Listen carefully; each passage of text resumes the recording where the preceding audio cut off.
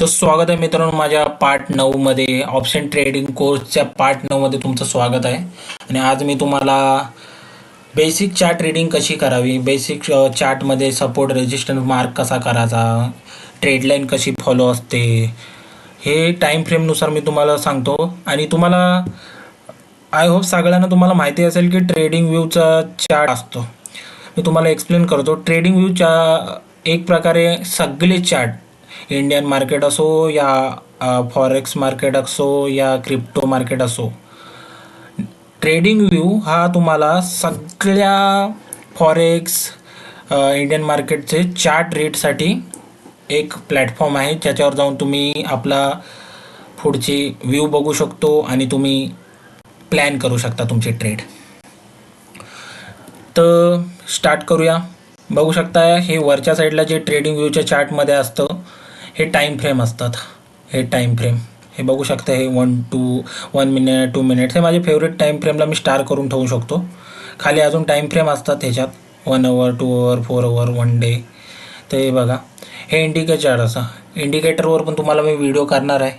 हे बघू शकता, हे इंडिकेटर हे माझे 2-3च फेवरेट आहेत, पण मी तुम्हाला इंडिकेटरवर पण व्हिडिओ येणार आहे पुढे येणाऱ्या व्हिडिओमध्ये. तर तुम्ही हे इंडिकेटरचा ऑप्शन असतं. इथं जाऊन आपण तुम्ही पाहिजे तो मुव्हिंग ॲव्हरेज एक्सपेन्शियल जसं 9 AM आहे, 12 AM आहे, 21 AM आहे असं लावू शकता. हे लेफ्ट साईडला हे बघू शकता तुम्ही की जाम सारे सिम्बॉल्स आहेत. जे नवीन असेल त्याला काही कळत नसेल की कुठले सिम्बॉल्स आहेत, तर हे बघू शकता. आपले युजेसवाले 4-5च सिम्बॉल्स असतात, 5-6. बाकी लोक मी जास्त किचकट नाही करणार.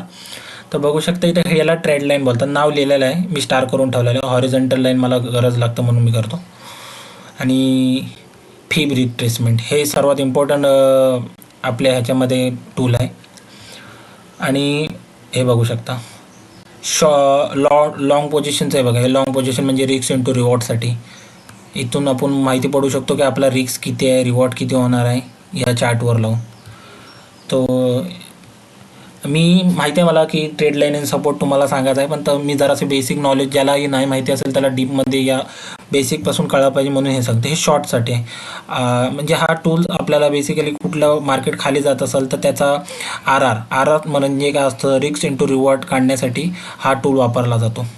ठीक आहे, एवढे टूल तुम्हाला माहिती असले पाहिजे ह्याच्यामध्ये. तर मी तुम्हाला बघू शकता निफ्टी मिड कॅप सिलेक्ट इंडेक्समध्ये आहे. 15 मिनिटचा टाईम फ्रेम मी चूज केलेला आहे. त्याच्यामध्ये सपोर्ट रेजिस्टर मार्क कसे करायचे ते इथं बघू शकता. मी हा बॉक्स घेतलेला आहे. हा सपोर्ट,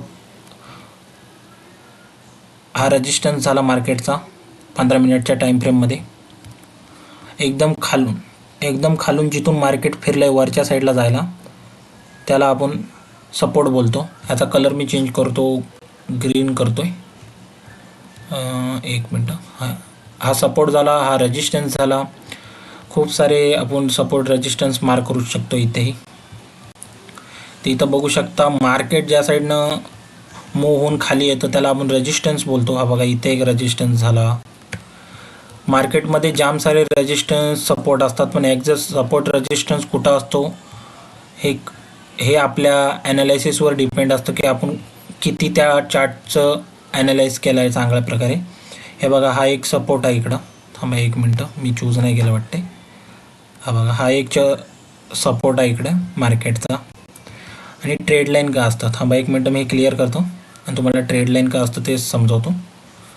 1 मिनटं. जरा चार्ट आपण असा बारीक करूया आणि ट्रेड लाईन का असतं ते पण तुम्हाला मी एक्सप्लेन करतो. ही बघा, हे ट्रेड लाईनचा ही आहे, ह्याला आपण ट्रेड लाईन बोलतो. म्हणजे मार्केट ह्या ट्रेड लाईनला टच होऊन मार्केट सारखं खाली येते, म्हणजे लोअर लो लावत चाललेलं आहे. हे बघा, बघू शकता. परत अपसाईडचा दाखवतो तुम्हाला एक कुठला तरी. हे बघा, एक प्रकारे ह्या ट्रेड लाईनला टच होऊन मार्केट अप, ह्या ट्रेड लाईनला टच होऊन मार्केट अप. तर तुम्ही support resistance, basic support resistance mark कसा करता, ट्रेड लाईन का असतो, हे तुम्हाला मी ह्या व्हिडिओमध्ये समजवलेलं आहे.